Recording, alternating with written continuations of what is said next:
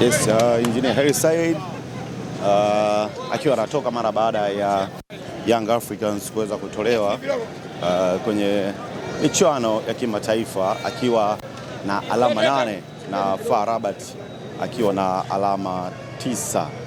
Huyu ni rais wa Yanga Engineer Hersi Said akiwa anatoka kwenye uwanja wa Amani Complex hapa.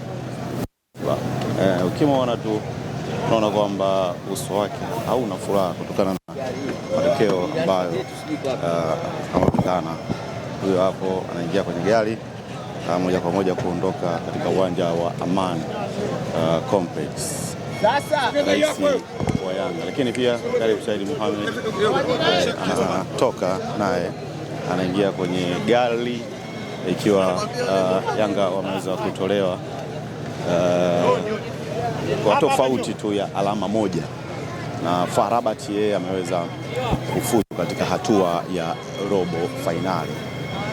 Engineer Hersi ipo kwenye gari nyeusi, lakini pia Karim Said ipo kwenye gari nyeupe.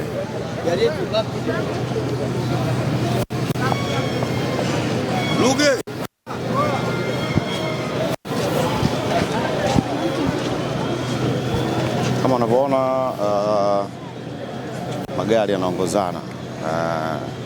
Wananchi wako wanahitaji matokeo, lakini mambo yamekuwa tofauti kidogo kutokana na alama 1 tu umeweza kuwaondosha kwenye michuano hii ya kimataifa.